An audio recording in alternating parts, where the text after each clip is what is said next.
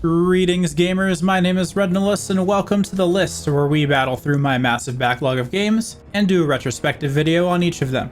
Today we'll be going over Arkham City. In the last video we went through Batman Arkham Asylum, and while it is not required to understand this one, I do recommend watching it as they're going to be narratively connected and I will be drawing a ton of connections between the two. The 100% achievement for this game is titled Perfect Night Part 2, after Arkham Asylum's Perfect Night.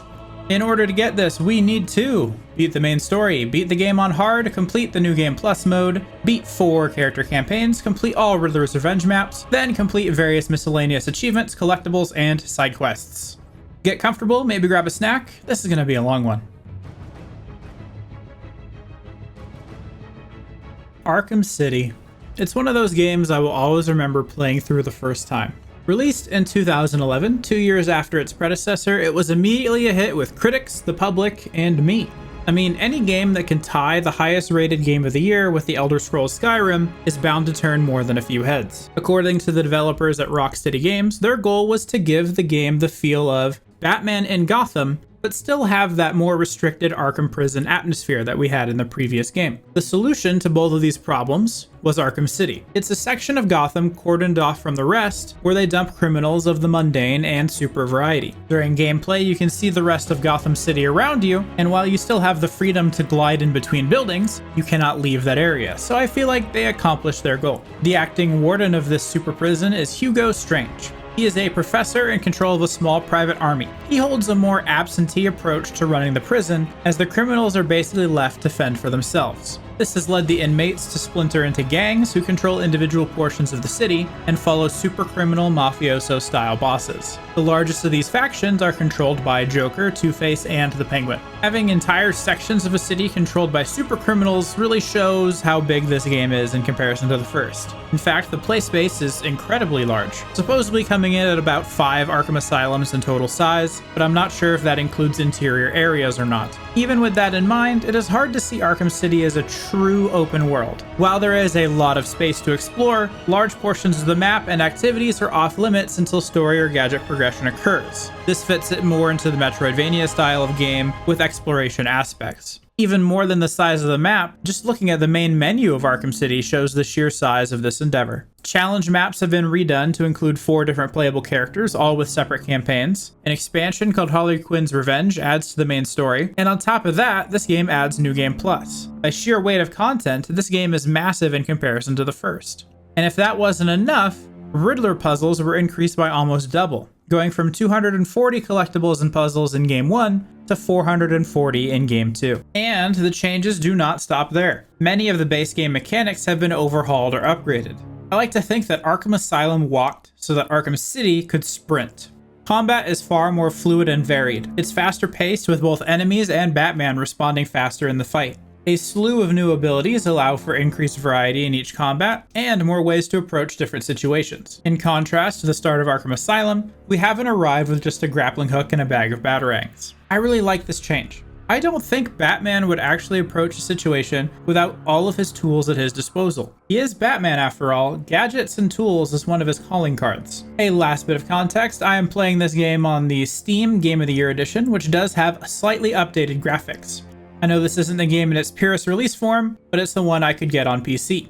And if the studio wants to update the graphics, I might as well give it a look. We will go more in depth on any other changes and new toys to play with as we go through the retrospective. Let's get started with the main story. We start with what we think is Batman going to attack these men, showing us the silhouette of the cowl. Then, immediately these expectations are dashed when we are thrown into the control of Catwoman. Selina Kyle's short beginning section serves as a quick introduction to controls, and throwing us into the story right away. After wiping the floor at these goons, she cracks the safe, taking a data card before Two-Face holds a gun to her head, taking her hostage. Only after this do we get the game's first cutscene. Reporter Vicky Vale informs us that there is a great political divide between those that want Arkham City and those that do not. Bruce Wayne pointedly opposes the new prison. Understandable, sectioning off entire parts of the city for a super prison is likely to cause some political problems. This prologue cuts back and forth from Wayne making his impassioned address to narrations from Hugo Strange. Billionaire, not millionaire Bruce Wayne, that so last year, argues that Arkham City should be removed. He does not get to finish his speech before Tiger Security shows up and apprehends him, and many of the others around him. Then we get a final flash showing that it's Bruce being interrogated by Strange himself, and that previous cutscene was a flashback. All cut up, Strange thanks us for making his job easy, as it is much easier to kidnap a billionaire, less so the Batman. This tells us right away that Strange is someone who knows our secret identity, and that should cause us some problems. Wiggling in our chair causes it to fall over and make a Tiger agent come to check on us. We break his arm and pocket a data card from him before we are thrown violently into the prison with our cuffs still on. Here we get to slow walk our way, just as we did in Arkham Asylum, towards where we're going to be playing the rest of the game. We get quick introductions to Jack Ryder and a few other characters that you'll see a little bit later. Once we make it through the main gate, our welcoming party is none other than the Penguin himself. He puts us to sleep, escorting us into the prison. When Bruce Wayne comes to, we break Penguin's wrist. Wow, Bruce Wayne's got a heck of a trainer. Then, in a feat of amazing strength, break our binds and get to fight his goons for real. I don't think Penguin knows that we are Batman, but at this point he's got to be absolutely terrified of Bruce Wayne. Batman's got style, at least. After defeating Penguin and his goons, we ask Alfred to airdrop us our gear. When we reach it, we get a dramatic opening of the pod to reveal the Batsuit, giving us this image that I cannot unsee of the Batsuit smiling at us. We suit up and use that data card we palmed from the Tiger Guard way back in the prison to listen in on their communications. It appears that Harvey has Catwoman hostage from her break-in earlier. Well, we need some information on what Protocol 10 is, that thing Hugo mentioned to us while we were in incarceration, and we need to know exactly what is going on in this madhouse, so we opt to go and save her. Dent is currently holding court, his split personality coming into full dramatic effect as he decides what or what not to do with the Catwoman. Saving her requires we take out the room filled with goons, and all the inmates in costume. Some are burned in the middle to resemble Two-Face's look. They really amped up the aesthetics in this game. You can tell which goons you're fighting based on what uniform they're wearing. Once we mop up all the little dudes, Harvey gets wise and starts shooting at us from inside his little bunker. Selina then takes this moment to cut off her binds, and after Harvey informs us of how many guns he actually has, we put him up above the pit of acid instead of Selina. Unfortunately, Catwoman seems to know nothing of what Protocol 10 is, but our conversation is cut short by a green smiley face marking an attempt on her life by the Joker. Pulling her out of the way of her imminent death, she goes a separate way than us, and we try to determine where the bullet came from. Much like we did in the first game, we use detective mode to kind of create a crime scene and figure out what happened here. Unlike the first game where you simply scan a single object and all of the answers are given to you, we have to do a little bit more poking around. We have to find the bullet entrance and where it hit the floor to kind of triangulate where the bullet would have come from. This really lends to the whole world's greatest detective persona that Batman is supposed to have. Now that we know where the shooter would have fired from, let's go check it out. The location is the church in the center of the map. It's the most recognizable central landmark for the play space other than maybe Wonder Tower in the absolute center. Guarding the front door, we see forces of people very much not like the Two-Face thugs we saw earlier. Their uniforms are more colorful and they wear clown masks. Yeah, this is definitely Penguin's men. We don't have to wonder long, as soon as we enter, Harley jumps us. There's not much we can do staring down 4 armed men with hostages though, so she gets away. Here we get a quick tutorial on smoke throwing, gargoyles, and detective mode all at once, which really accelerates the learning process for those of us who have played the first game. But for those of you that need a quick refresher, detective mode is this cowl augment we have that lets us see people and objects through walls, and is great for planning and doing stealth. It also gives you status updates on if they are terrified, which means they kind of know you're around, anxious, which means they're just looking, or calm, which means you are completely undetected. We use detective mode and a couple different takedown variations all in the same room until all 4 men are on the floor. The takedowns are much more varied in this game compared to the first. Saving all the hostages has us go to the top of the church tower to Joker's sniper nest. It looks as if he was controlling it remotely, and he sends us a broadcast. He looks hurt, very hurt in these images. He blames us for the events at the asylum, saying we left him there to die, and that we now have to worry about the explosives he left in the sniper tower. A quick leap out the window, and we are safe again in the overworld. Seems our best option now is to track down Joker himself, and we trace a signal to the steel yard at the end of town. On our way to the steel yard, we get our first chance to really test out the flight in this game. It is much expanded from our time on Arkham Island. We can dive to maintain momentum and have much more control over our traversal of the environment. This only gets better as we gain access to the grapnel boost upgrade that we can get on the way to the steel mill. Basically on our way there, we get told that there is a short little AR training segment we can do, and doing the first couple of them nets you this upgrade. I know this is technically a side quest and we'll cover the rest of the AR training later, but it's something that even I, my first time playing, managed to get caught up in, so I'm assuming most players will see this the first time.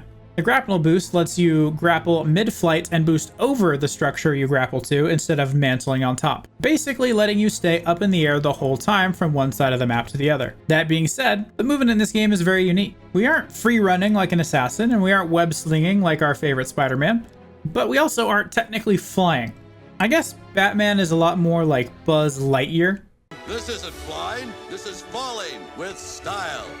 Well, we get to show off even more of our falling prowess as we find a path into the steel mill that involves diving into the exhaust vent of the plant. Slinking through the steel mill underbelly, we reach Harley as she throws a poor doctor from a raised platform into the midst of a sea of Joker goons. One of which, a large man named Mr. Hammer, starts swinging at the poor doctor. Eventually, Harley calls them all off, and the doctor gets dragged to the smelting area of the refinery. We take this opportunity with some of the soldiers and the giant man gone to strike. Locking the door, we have nowhere else to go except towards where that doctor went. On our way out, we can give a little bit of a listen to what Harley and Joker are talking about, but he shuts them up before we can hear too much. It's a miracle. You look perfect. Oh no, it's not you, is it?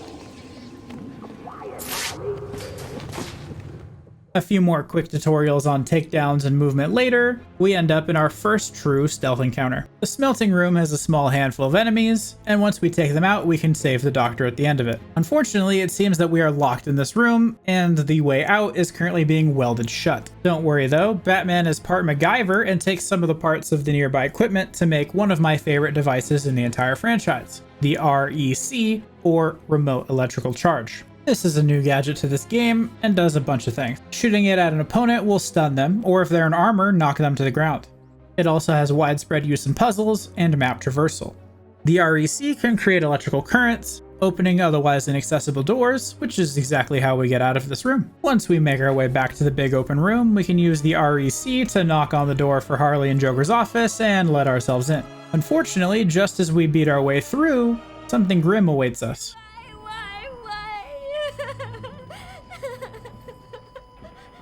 You! Get out of my way, Quinn. Leave us alone, B-Man! Why are you so mean? Surprise!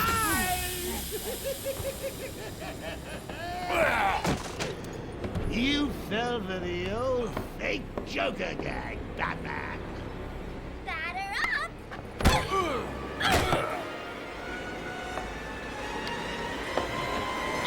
We will have to find out the results of that baseball game a little later. Here's where I would say the game's prologue is officially over. And wow, what a prologue.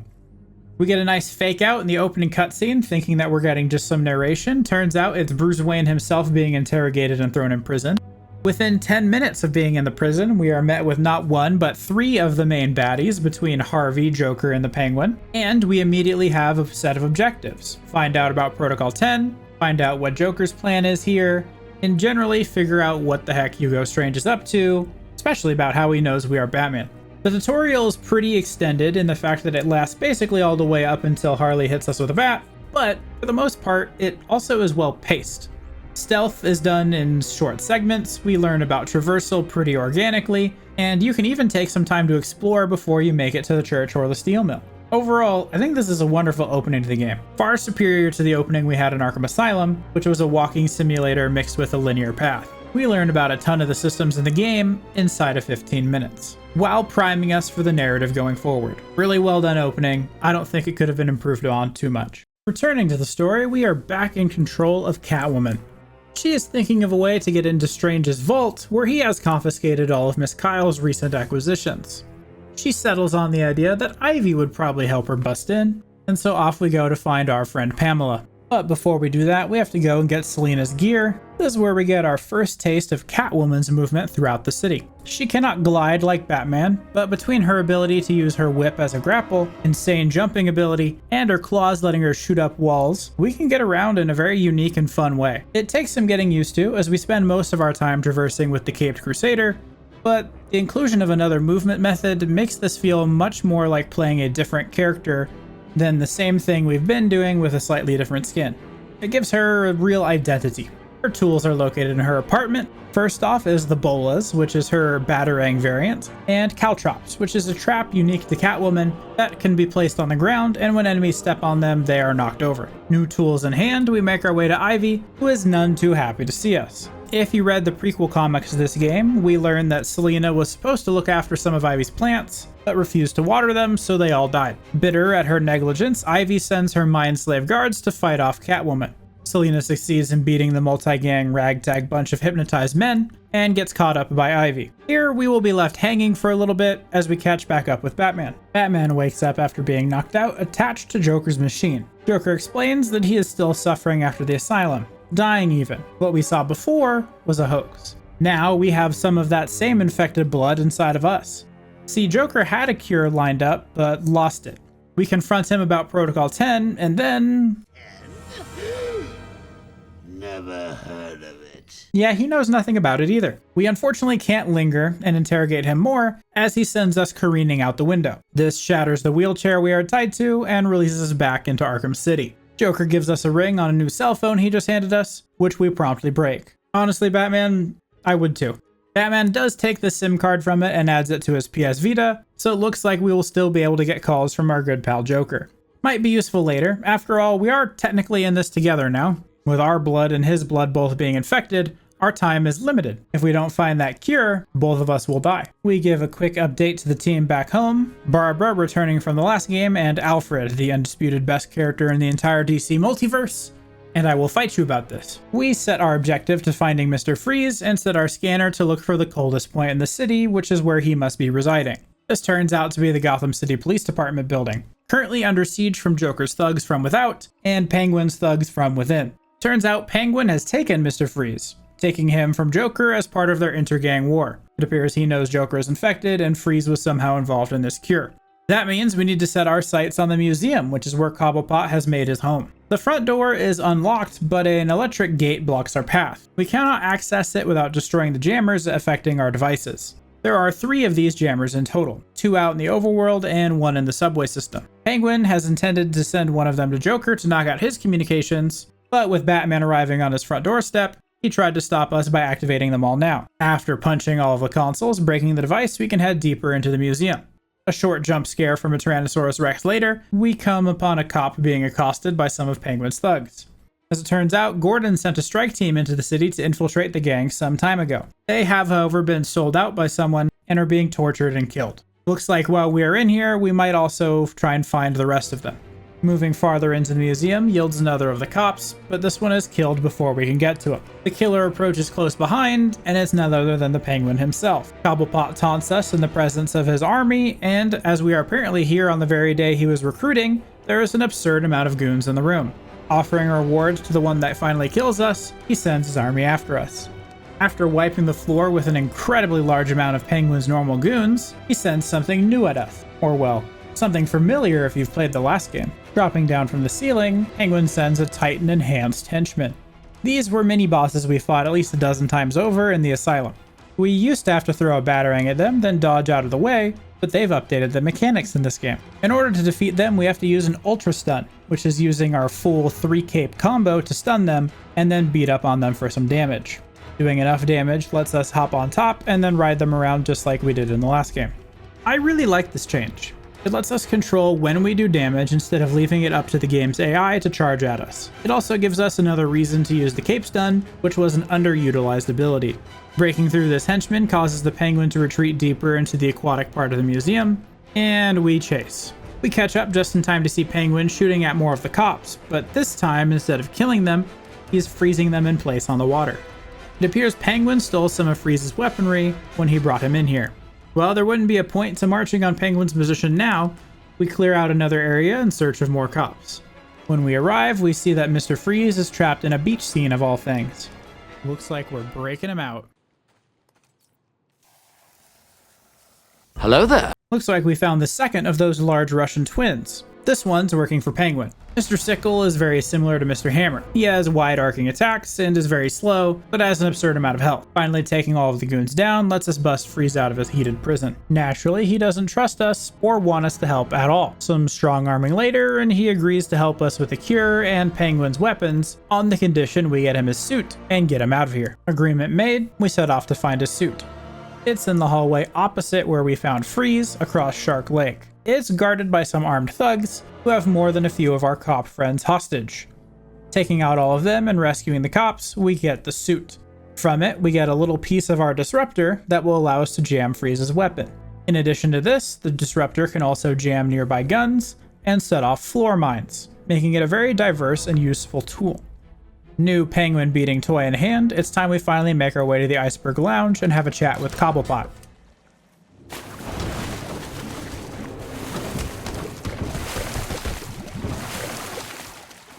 Penguin is waiting for us, shooting his Freeze toy like a 10-year-old with a Hydro Blaster. It's a short fight, and we run from cover to cover, then jam the weapon and give Cobblepot the uppercut he has had coming for the last several hours. But it's never that easy. He had a contingency plan and sets off explosives, dropping us to the floor beneath him.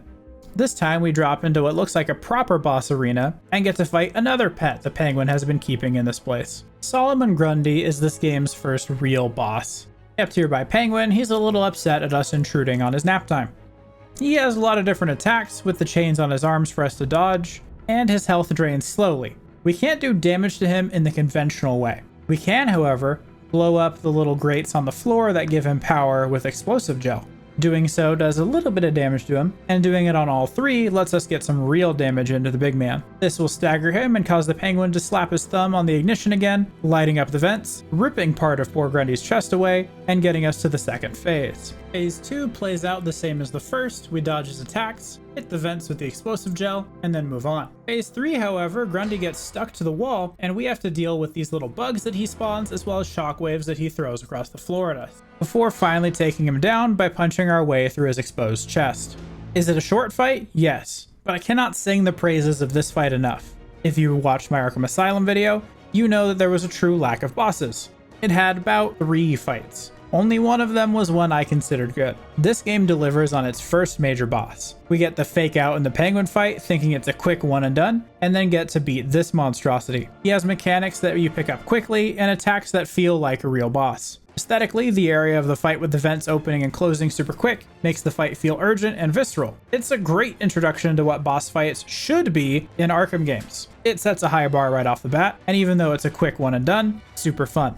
After crushing poor Grundy into the dirt, Penguin reveals that he was on a score streak back in his Black Ops 2 game and starts shooting off a war machine at us. Dodging the rockets lets us give him one last punch, ending the fight. Dragging the Penguin back to Freeze, we discuss our next step toward finding the cure. Unfortunately, there's nothing we can really do. Freeze has already found the cure, but it can't bond successfully to human DNA, so it won't stay in the body long enough to actually fix either us or Joker. The only person we can think of with DNA strong enough is Ra's al Ghul. One of Penguin's captives hears us and doesn't particularly like us trash-talking her boss, so she breaks free and makes a run for it. Tracking her over the rooftops of Arkham City leads us to getting ambushed by even more of them. They tell us to stop following them, but we get reinforcements. Robin shows up with a toy delivery just at the right moment to ensure that it would be an even fight if it came to that. After asking us if we need any more help, and we blatantly refuse, he reluctantly goes off, leaving us with the line launcher. Poor Robin, he was just trying to help. The line launcher makes its triumphant return from the last game with a few much needed upgrades. In addition to jetting us in a single direction, we can now upgrade it to walk on it like a tightrope, as well as disable, and then shoot the launcher again while zipping on the first one to give us a ton of mobility options. New tool in hand and Robin sent away, we continue tracking Talia's guards. Following the assassins eventually leads us underneath Arkham City. Here we get to discover a place called Wonder City, a place that is supposed to be some utopia-style city. It reminds me a lot of Rapture from BioShock, in that it has technology above its time, but ultimately failed. It's a city created in an attempt to make a more perfect world. In order to progress farther in the sprawling utopia, we need to piece together how to get into the side door. To do this, we have to scan the brains of these nearby robots to piece together a recording of what actually happened. This leads to us finding the secret door and then using a nearby assassin's sword as the key. We keep going until the blood toxin eventually makes us too weak and we collapse. Forcing ourselves forward little by little, we finally reach Talia al Ghul, Batman's one-time lover, and currently the only ticket we have to survive. We agree to her pleas that we join her and Ra's al Ghul in conquering the known universe, as it's the only way she will let us compete in this trial. Apparently, we as the world's greatest detective are supposed to succeed Ra's al Ghul and help him conquer everything. Talia and Batman are supposed to be his generals, but Batman has up to this point refused. When we reach the trial, there is a cup that starts it. Conveniently enough, this cup at the start of the trial gives us enough strength to where we are no longer inches from death. It appears to be part of Ra's al Ghul's blood. The cup also puts us into a trance-like state, and we have to complete the trial anyway. They are a fun series of challenges that remind me a little of the Scarecrow sections from the previous game. In this more surrealistic section, we have to follow the shade of Ra's al Ghul as he flies through the air, putting our ability to glide and dive to the test. Completing all of them lets us exit the trial a victor. Talia is happy to see us succeed, and we find ourselves granted an audience with the Great Ra's, whether he is alive or not. Turns out he's very much awake, if only just. He has moved his Lazarus pit to Arkham City, and it looks like he is in desperate need of using it. We, as his successor, are supposed to kill him and take his place as controller of the Lazarus pit and his army of assassins. As a kid, I remember thinking it odd that somebody who was immortal would not just stay young and continue his crusade eternally. Ra's at this point is centuries old. He has literally seen the rise and falls of empires, some of them likely his own. That coupled with what likely happens with time crunching inside of his brain, I can understand him wanting a successor. Batman, however, has no intention of following through with his promises to Ra's, and was only in it to get closer to Ra's for the blood. Ra's and Talia were just a means to an end for us. Ra's, however, doesn't like this. He takes a dip into his personal green jacuzzi and comes out refreshed, ready to fight. Fighting Ra's takes place partially in his trance realm and partially in the real world. This fight is cinematically awesome. We have a slew of attacks to dodge inside the dream realm, and small windows to do damage with the REC. In addition to this, there are sections of the fight where you have to fight off large swaths of enemies, basically clones of Ra's al Ghul. Seeing 20 enemies jump at you at once and being able to rebuff them all is a truly awesome feeling to have. The fight is none too difficult. A little bit of diving and ducking, and a little bit of remote electrical charging, and the fight basically ends itself eventually.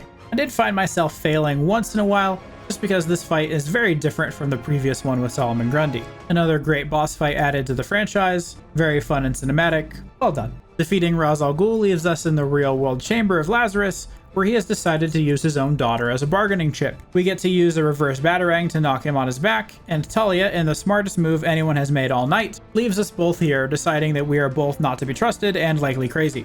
We then take a sample of Raz's blood, and with that in hand, we can finally leave this place in search of Freeze. He is back at his lab in GCPD waiting for our return. With him, he has 2 bottles of the cure. One which he puts in a nearby safe, the other he crushes in front of us before attacking. Big surprise there, Freeze, double-crossing the Batman, real original. The Freeze fight is my favorite fight in this entire game. Fighting him head-on is not only not intended, but it is also suicide. His armor protects him from most of our attacks, and his attacks in turn do a ton of damage to us very quickly. This is a stealth boss fight. The way to bring him down is to lure him into predator and environmental takedowns. This, in turn, requires you to creatively think about all the different ways that we can do takedowns. Each individual takedown lets you punch at his Buzz Lightyear helmet a few times and do increased damage. Do them enough and we crack open his faceplate, punch him a few times until he yields, finishing the fight. There is a catch though. Every time you do a takedown, he will then adapt, leaving you unable to do that takedown again. Meaning if you do one through a window, when he approaches windows the next time, he will simply freeze them, making you unable to do a takedown. If you do a normal silent takedown from behind, he will then have a camera sprouting out of his butt that lets him see behind him. Really creative boss fight. Not a whole lot of moves to memorize and do, but does require us to think creatively and use a bunch of tools at our disposal. Once we've punched poor Freeze enough, beating him lets us finally access the vault and see our cure, but oh no, it's gone. Harley stole it. We take freeze grenades from the Iceman and pursue Harley. As soon as we leave the GCPD, however, we are met with everyone's favorite loudmouth reporter, Vicky Vale. She received a tip from none other than the Joker himself for our whereabouts.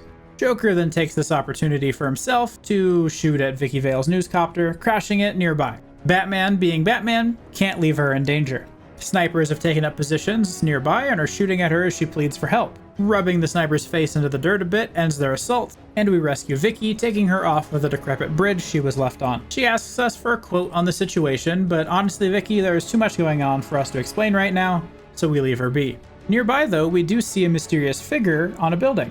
Not quite sure who this is, but he's got a stylish hat though, I'll give him that. For now, we head back to Joker's complex. He's got smart, meaning we can't go through the chimney again and instead need to go through the back rooms. It is guarded on the outside by a sizable number of soldiers, which we promptly dispatched as we head inside. The back rooms of the steel mill are a mess of waterways and goons, and in order to traverse them, we need to use the freeze grenades to make ice blocks for us to stand on. A great idea for a gadget, and another way to use water, which in the previous game we couldn't even get close to without Batman flailing for rescue. On our way, Oracle tells us what she has discovered about Protocol 10. It is a city-wide ordinance where Strange can get clearance for, in the event of a prison-wide meltdown, execute every inmate inside. Well, in addition to this being a stupid idea, it seems Strange has created that very situation tonight. We increase our pace, as the city itself gives him permission to perform thousands of homicides. When we finally retread our steps and reach Joker's office, he is farther into the building this time, taking residence inside a large room with ominous-looking train tracks. It appears we were too late, as he looks far healthier than when we last saw him, meaning he must have taken the cure. We fight, hoping he did not drink all of the cure for himself. He is a pushover though, so calls in reinforcements very quickly. This is your run-of-the-mill, get it? Mill. Arkham City combat encounter. And when we emerge victorious, Joker detonates explosives, enough to drop the building down on top of us. Talia then intervenes, pleading for our life. She offers Joker a chance at immortality on the condition that the Joker spares us. Well, Joker, one to never let up an opportunity like this, agrees. We are left in the ruins of the building, and Joker runs off with Talia. We don't immediately get to see the effects of this, and are thrown again into Catwoman's shoes, who has finally won over the argument with Ivy to let her into Strange's vault. We traverse back through the city toward that vault, which some guards are currently lamenting that plants threw themselves at the wall, breaking it open. Seems our work with Ivy did pan out. Descending into the sewers underneath them lets us slip just inside the foyer of the high security area. The large metal door itself is not open, requiring us to pickpocket the keycards. Pickpocketing is a system that's only used once in this game. We have to lift the cards from the guards' belts without their noticing. It's a subtle change, and I really like it. The developers could have just as easily had us take out everybody in the room like a run-of-the-mill stealth encounter, but this requires some forethought, as once we pickpocket, we still have to escape the person without them noticing. Now that we have the cards though, the giant door screeches open and the jig is up. We then have to clear the room normally to get to see what's inside. As we said earlier, one of Ivy's last plants is in there. Catwoman, however, is rather spiteful and drops it to the ground. Way to thank your partner in crime, Selina. She picks up the 2 briefcases with her loot, and we make to exit. On our way out, we see Strange has locked us in here with some of his goons. Well, we came all this way, don't suppose we won't fight our way out. Here's where I think the game misses a golden opportunity to have Catwoman swinging around briefcases as bludgeons. I suppose that's wishful thinking, and that will just live in my brain. Well, with them gone, there's nothing that can... You can do it. Just walk right out of here and leave him. It's easy. You'll never forgive yourself, Selina. Save Batman, then get out of here. It's not like he'll die. It's Batman, right? Batman can handle himself. We have leveled him up a ton, so off we go. We actually get to do the bad ending. That's awesome. The voice lines that appear over the credits tell us how Joker is taking over Wayne Manor, and it's eerie to hear Oracle so afraid.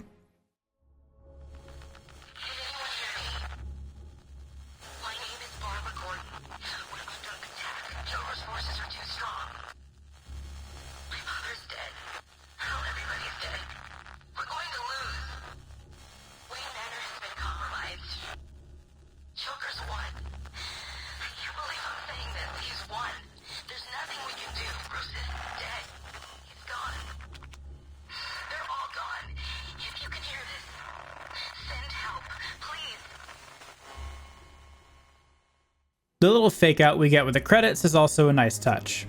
It makes us want to go back and try the other way, and gives us a little tinge of fear that maybe we messed up our game permanently. Good thing the game lets us do just that. It rewinds us up to the moment of choice, and lets us save the bat. Or continually leave over and over again, choice is yours. Selina relinquishes her riches and pulls the big man out of the rubble. Now dragged from the dirt, Batman thanks the cat, who rushes off to find her goods as Protocol 10 begins. Dozens of helicopters fire rocket after rocket into populated areas of the prison. Listening on their communications is grim, to say the least. Hundreds die in minutes, with thousands set to die before the end of the hour. We hop from helicopter to helicopter, searching for Tiger access codes. Eventually, we find the right one and jet off towards Wonder Tower. Gaining access to the prisons in the middle puts us in some familiar areas. Strange taunts us that his plan is already done, sending soldier after soldier to defeat us. Strange goes on and on and on about how there's no way to stop him now, typical supervillain stuff. Guess we have only one thing to do, and stop him. Before we leave this location, I want to talk about cyclical storytelling. I have a soft spot for things like this. The first room we gain control of Bruce Wayne is this room with the bright lights and a floor-to-ceiling mirror. Returning here, at presumably a much higher level and ready to save the city, it's a nice bit of symbolism that we came back to where the game started. I just am a sucker for things like that. Awesome bit of story framing, and a nice bonus for exploring all in one. Alright, back to the story. Scaling the rest of the tower, we come face to face with Hugo Strange. Explosions rock underneath, and Batman does the only thing reasonable for dealing with someone as deranged as this man. Unfortunately, we soon learn that Strange is backed by another person, a mastermind behind the whole Arkham City prison. But wait, is that Ra's al Ghul? Didn't we just kick him around like a few minutes ago? This is a big step backwards, in my opinion. The whole game, from the very first time we hit the start game button, has been building the legend and mythos of Hugo Strange. The tower in the center of the map that we have to go around about 10 times and finally get to climb is his tower. And the reveal that the big bad is controlled by someone who we actually already beat, I've seen stories like this done right, but for this game, I feel like it's a wasted climax.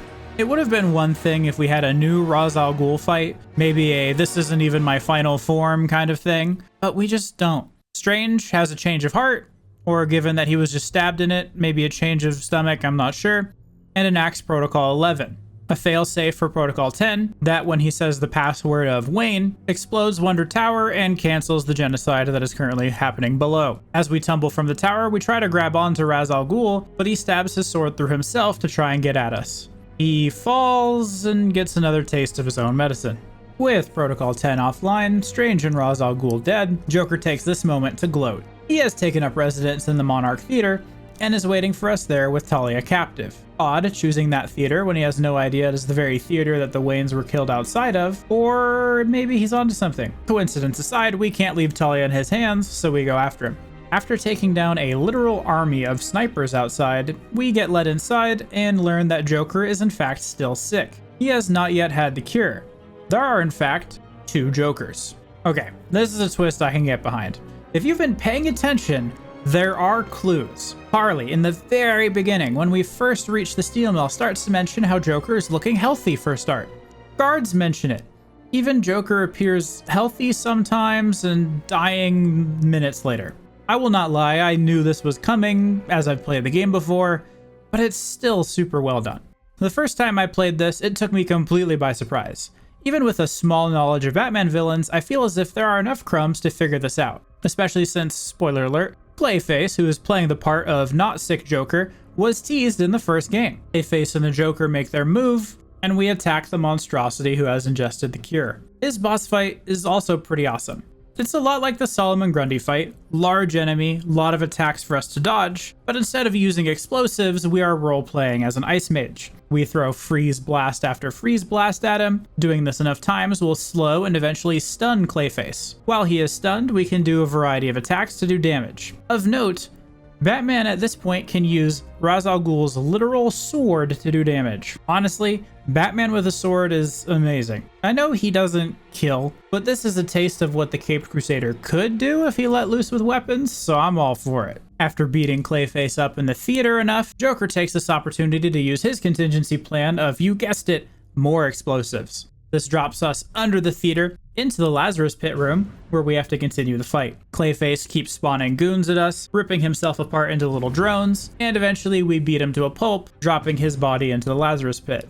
Now, I don't know if this is to set up that we now have an immortal shape-shifting being inside the Arkhamverse, but that's kind of a terrifying thing to think about. We recover the cure, but Joker is nowhere to be found.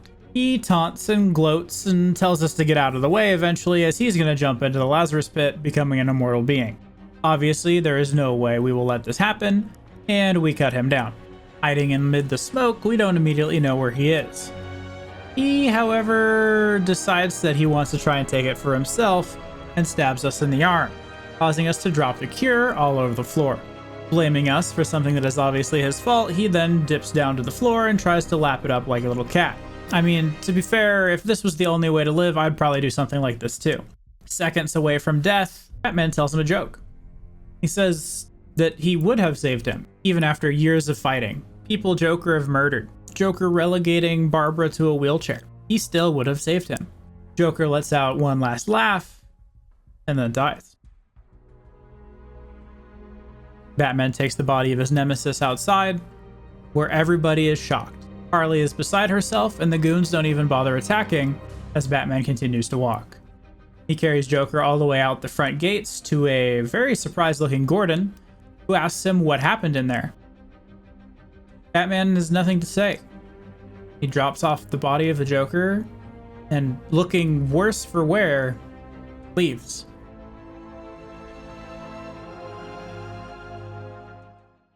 After the completion of Batman's story, we are again put in the point of view of Catwoman. She is preparing to leave the city now that Protocol 10 is completed. In order to do this, we need to grab her possessions from her apartment. Heading over there is uneventful. Inmates muse about what will happen to them now that the city is over, and when we reach her apartment, when we get back to our feet, we are met with Two-Face's men. Catwoman is less than excited about seeing them and wipes the floor with them before interrogating the last one. Through him, we learn that Harvey has her riches, and that means that we're now going after our good friend Dent. Harvey is holed up in the menagerie section of the museum, the same place we got the pieces of the Disruptor to beat Penguin back as Batman. It is a Predator challenge with an extra twist. Harvey himself has a giant rocket launcher of a weapon, and a large enough health pool that we have to take him down multiple times before he finally folds. Goons will constantly be called up as long as Dent is still alive. After Dent is finally knocked out, the fight's over. It's a pretty interesting fight, relatively short, but not bad. There are ways that you can cheese it by just getting Harvey by himself and getting at least 3 or 4 good health bar hits in before the other guards can come and save him. This made it a little easy. That, paired with caltrops to basically stun lock people, made it not the worst fight in the world. Dent, however, laughs us off and tells us that he only kept half for himself, fitting for the fractional-themed villain. The other half is spread amongst his trusted men. Well, time to go after them. These men are marked for us. Each of them have a piece of the loot, and there are 20 of them in total. Other than that, there's nothing really special or distinctive about them. We travel through the map, beating up bunches of goons, and then Catwoman has all of her loot. With that, that completes Catwoman's story, and all of the main game story elements. Before I move on to DLC or side quests, let's talk about what we have as the main story.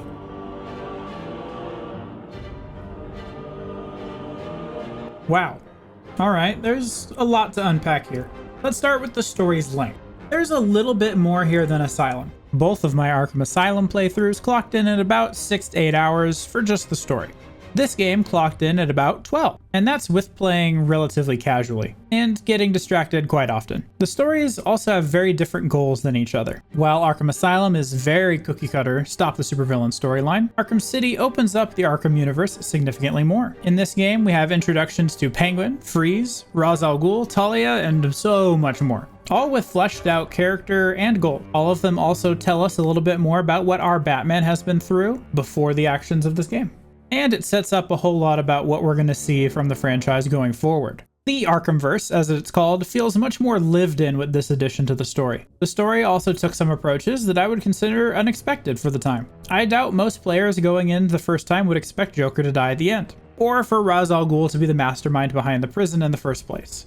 We see supervillains with different agendas, some lining up, others very much conflicting, in ways that make it more interesting than we saw them in Arkham Asylum.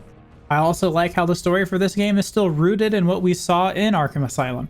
Titan is still a big player in the narrative without feeling like a catch-all solution to all problems. Having Joker still suffering from its actions in the previous game help it feel connected. Even with Titan being such a big player, there are large parts of the story where Titan isn't relevant. Ra's al Ghul and Strange don't really care about it. So it's nice to see two different problems interacting with each other. I feel like too often comic book stories will have a problem, the superhero will fix it, and there will be no long-term repercussions because of the actions. It's a model that was used a lot in superhero media from when I was a child, a la Saturday morning cartoons. This is not a bad format, but I'm glad it's been improved on in this game and we still see the ramifications from the previous. My favorite and arguably the best part of the story is the interactions with Batman and the Joker. These two have chemistry. For those of you who aren't maybe aware, I don't think I touched on it much in the previous game, Kevin Conroy and Mark Hamill's Joker come from the Batman animated series. This means that not only are these not their first time around with these characters, it is not their first time working with each other as well. They give both of these characters life. It makes sense then that these interactions are the highest quality.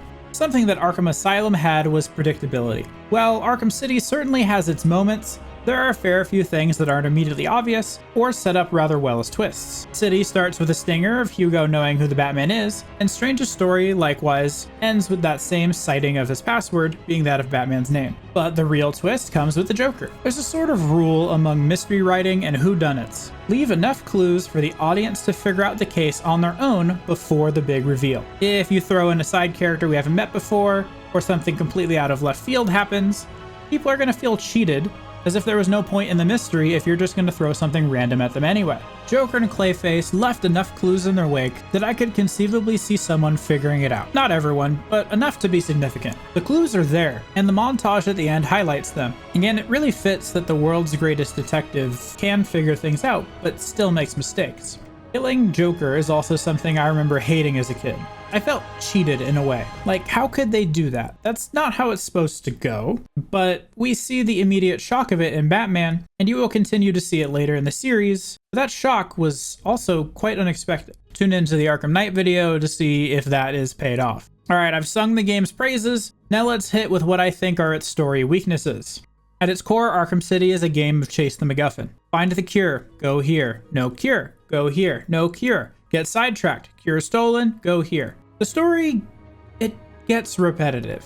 While this type of story is fine, I think Arkham City falls prey to selling us on a narrative and then bait and switching us partway through. The opening scenes show us Bruce Wayne opposing Arkham City Project, and we're immediately thrown into the slammer face to face with who we assume is the big bad, and he even knows our secret identity. Our goal then seems to be finding out what is Protocol 10 and stopping it. We fail at that objective. Batman does not so much figure out what Protocol 10 is, as far as he's simply along for the ride. This major plot point seems to become second fiddle to finding the cure. The cure is a far stronger plot plan than the first one, that's for sure. But I feel like Hugo Strange was underutilized. Or rather, Ra's al Ghul and Protocol 10 were extremely underutilized.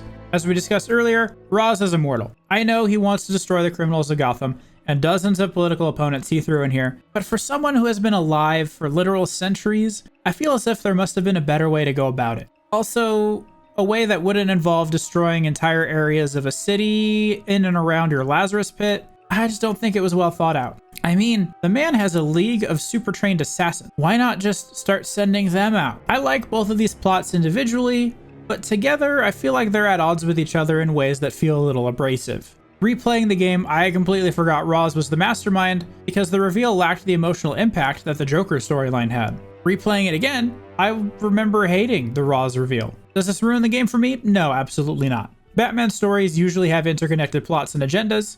Having these two particularly just didn't mesh with me. I would rather have a complex story than one that is narratively stale any day. Overall, the story here is good. It's fun to play through. I still remember my time as a first-time player and having a blast. Now that I've spent this long talking about the narrative the game gives us, let's move on to the game's side content, because spoiler alert, there's a lot of it. AR training is likely one of the first side quests you are to encounter on your way to the steel mill playing through the game the first time. It serves two purposes: to teach you about mobility options available to you, and to let you unlock one of the coolest ways to move around in video game history. The grapnel boost is unlocked after completing the first set of 5 training sessions, and is the movement that defines this game. While grappled, if you double tap A, reminder I'm on an Xbox controller, it shoots you through the air over the top of the ledge you are hitting instead of mantling on top. This increases your momentum and allows you to continue your glide. After unlocking this, a few more AR trainings spawn in the outside portions of the map. They are there to test your expertise of the new gliding mechanics and are a good introduction to the system. There's not much to say about their difficulty.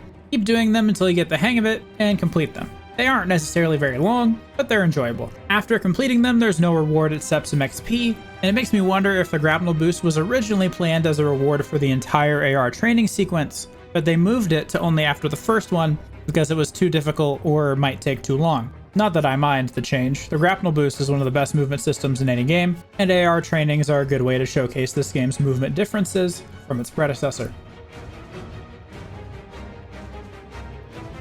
Zaz is another quest that's pretty hard to ignore, as the ringing payphones are loud and a marker on your map points you towards them whenever you are near one. Picking up this phone leads us to have a conversation with the serial killer Victor Zaz. At first, it is veiled threats. It's the second phone call that gives us something to worry about. Zaz reveals that he is using these phones to play a game of tag with the Batman. Once we pick up, we must either reach another phone ringing somewhere in the city within the time limit, or he kills his target. Success means that for now people are safe. Failure means that we have to try again.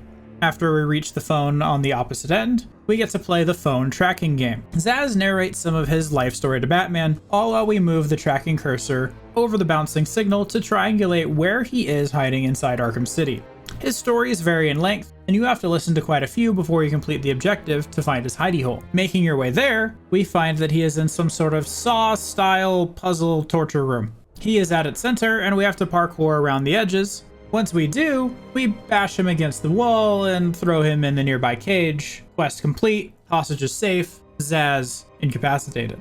It's not a very involved quest. Simply go from point A to point B quickly, then track a circle as it moves over the map of Arkham City, but I still found it fun. Hearing a phone in my travels would make me pause what I was doing, as I knew I wanted to make sure I grabbed it before it went away. That being said, this quest can be a little on the annoying side for the same reason. I often found myself flying to my next goal in the city and then hearing a phone. Not wanting to miss it, I stopped and did that instead. The story of his origin is interesting, especially since I am no Batman scholar, and it was new to me. It also fleshes out his character more, from oh no, the madman with a knife has Dr. Young again, to oh no, the actually crazed insane person within a strikingly similar backstory to Bruce Wayne has several hostages and an engaging quest. Much improved on his story from the previous, and it was fun to do the first time and again in New Game Plus. Well worth doing, and you're rewarded with XP at the end. As we explore the area outside the amusement mile, a distress beacon will lead us to the inside of a toy factory.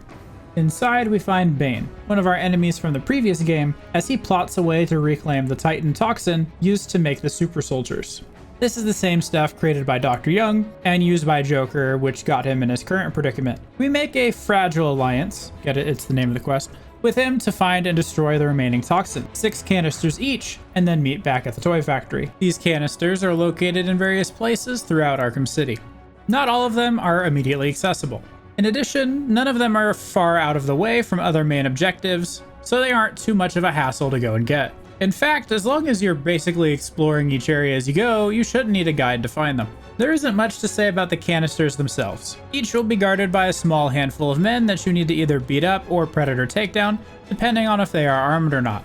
Beating the group guarding the thing will allow you to plant some explosive gel onto it and destroy the canister. Doing so for all of them gives us the objective to return to the toy factory and check in with Bane. We get there and then ask him how his hunt for Titan went, but Tiger Guards attack us, interrupting. Fighting side by side with Bane, which was a boss type enemy that I spent a long time beating in the first game, is a super fun touch. The catch is, Bane does not care about us at all. His attacks are just as likely to hit us as it is to hit the Tiger Guards. And it's a fun little twist on what would otherwise be a very boring combat counter. Beating all the guards, Bane then reveals that he used us to destroy 6 canisters, while he retrieved the remaining 6 for himself. We taunt him and trap him behind a metal grate that I don't think has any right to stop someone as strong as Bane, but I digress. This gives us the opportunity to destroy the last 6 canisters all at once, showing off that no, it was us that used Bane for our own ends. This quest is another that is non-intrusive and not hard to do while playing the game naturally. The ending, while disappointing, is fine, but not all side quests need big epic boss fights or finishes. And for how tame this quest is, it didn't need a huge ending. It's a great quest, worth doing. You get some XP, but nothing special.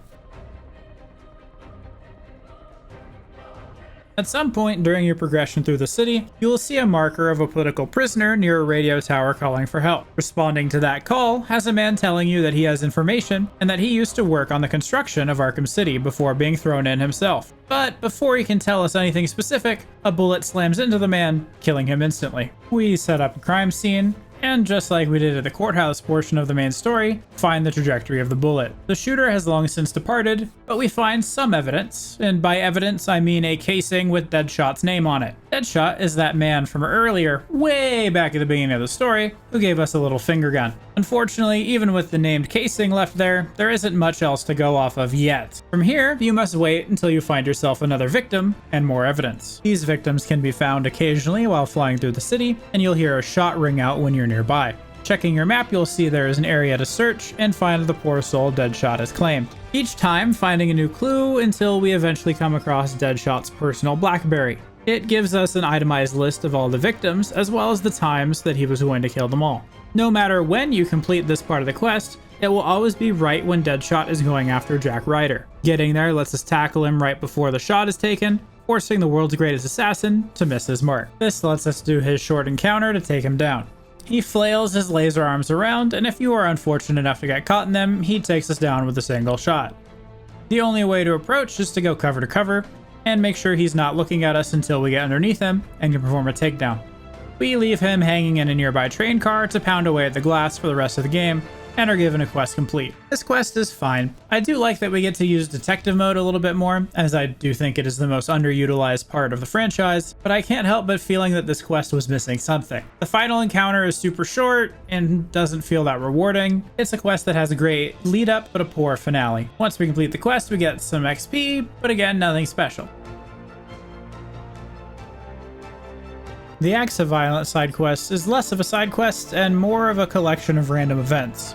In order to progress in this quest, you have to find political prisoners being accosted by criminal inmates. They could be shaking them down for food, cigarettes, or just because they can. Interrupting saves the poor prisoners and awards us progress on the quest. That's it really, there's nothing else to it. They spawn all over the map, and some don't spawn until you get certain story progression points, but that's it for complexity. This one was mildly annoying, just because of the sheer number of them, and much like Zaz's phones, I felt like I should stop what I was doing to go save them, at the risk of having to go and do it later. Sometimes I even found them while doing a Zaz's phone, and was very conflicted. Overall, it's alright, not great, not even good, but not offensive, I guess. Do it if you run an achievement hunter, but otherwise it's nothing special. Probably my least favorite of the bunch. The identity theft quest starts after you find a murder victim. The first body of this killer can be found in the Bowery part of the map, hidden away in a corner. It is surprisingly gruesome for a teen-rated game. The victim's face was carved away, leaving blood and bandages as all that remains. Exercising our detective skills tells us more details, and gives us a blood trail to follow. At the end of it is a poor political prisoner who gives us some more clues. But we are left without enough to go on yet, so we gotta find more. The other victims show us slowly learning more and more and more, until we find the fingerprints of Bruce Wayne on one of the bodies. While figuring out who did these murders, Barbara and Batman have this exchange. Bruce, I don't know how to say this, but What's wrong, Barbara? I've been thinking about the identity theft case.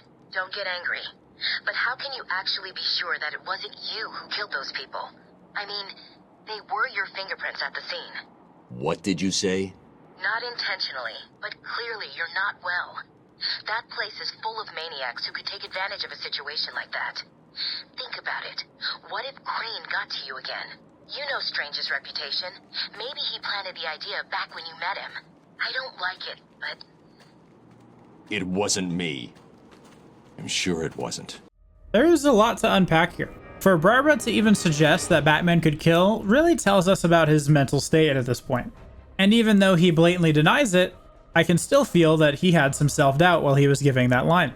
It truly is a terrifying thought about what would Batman be like if he didn't have his no-kill rule.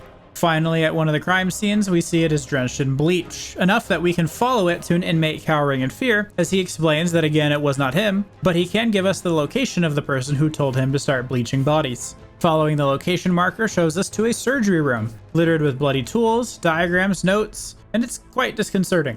As we approach, we are locked in, and the murderer taunts us. His face is also wrapped, And as he slowly removes the face coverings, we find that it is none other than Bruce Wayne. Or rather, Dr. Thomas Elliot grafting his face to look exactly like Bruce Wayne. He leaves the room, threatening that if we continue to chase him, he will kill us, and the quest ends, leaving us with a case file open for him, but no resolution. This is the villain known as Hush, and I don't want to get too spoiler here, but let's just say if you want my full thoughts on him and the quest, you need to see the Arkham Knight video. As for the quest, it's an interesting mystery, and I do enjoy the fact that Batman has to come face to face with the fact that if he so choose, he would probably be the best serial killer in the world. Finding the victims is eerie at first, but slowly becomes tedious. Even if you know where they are, finding them in back alleys sometimes left me turned around. That's a minor complaint. It's a good quest, well above average, and it leverages more of Batman's detective skills, so it's a win.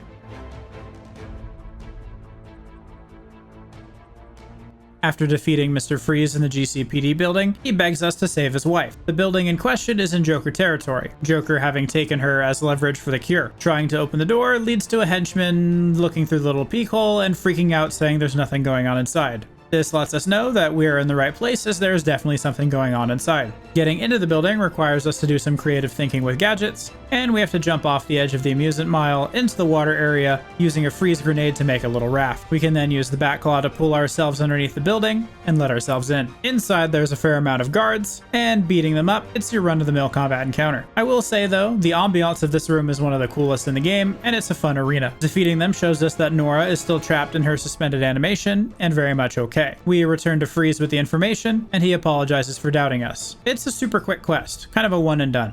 Little more than a 5-minute adventure, but I enjoy its humor, use of gadgets to complete, and the great combat ambiance.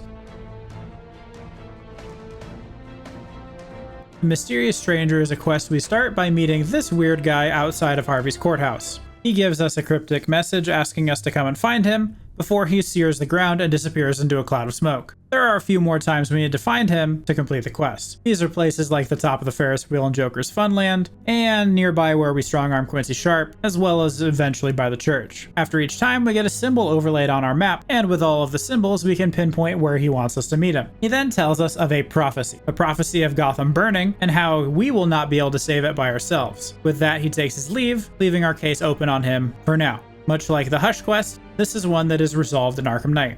This is the character Azrael, and I won't be getting into spoilers about him. Again, Arkham Knight, resolution, all that fun stuff. It is possible to hit the triggers for Azrael while playing the game naturally, but if you, like me, missed one, you basically just quit out of the game and then go to where he should be a few times just to find him. That's a small gripe, but something worth knowing. No, your game is not bugged, sometimes he just isn't there.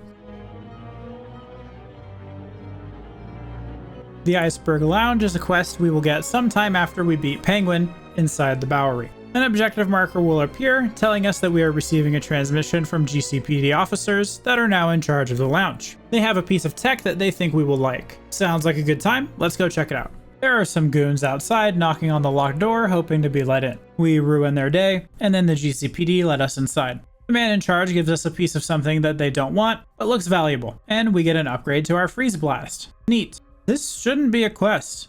I feel like something is missing here. It's an objective marker on the map, but it's a quest only in the fact that it's marked as one in the log. There's no objective other than go here, get upgrade. That's not a quest.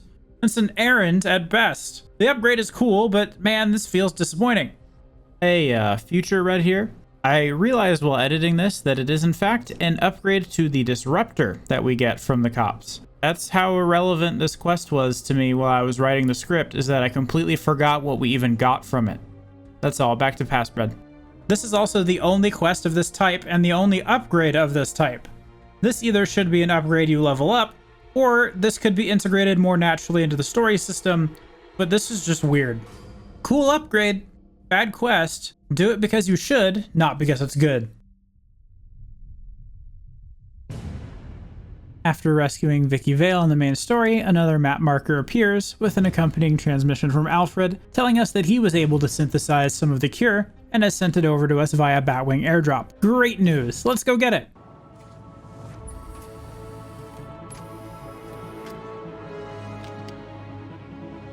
Who the hell did Strange manage to send the mayor in here?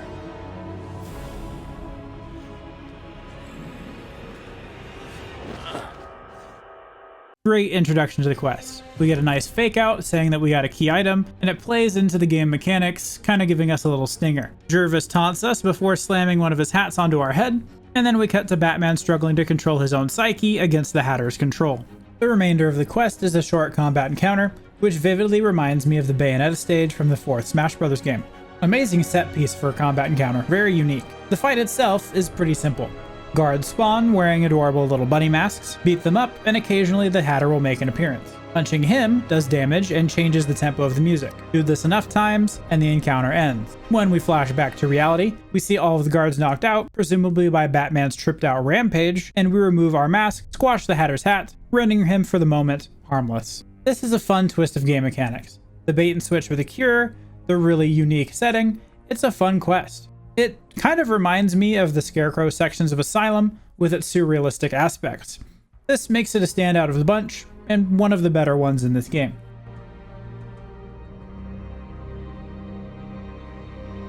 There we go. All the side content in the game. Well, side quests, I mean. There's still a fair chunk of the game left to evaluate. Overall, though, I think the side quests range from bad to fantastic, skewed more toward the positive generally. With no side quests in Arkham Asylum other than the Riddler, it was a welcome change to have other things to do that didn't involve the main story of the game. They do a good job of helping flesh out the game world and making it feel like there are more villains with individual plots and agendas.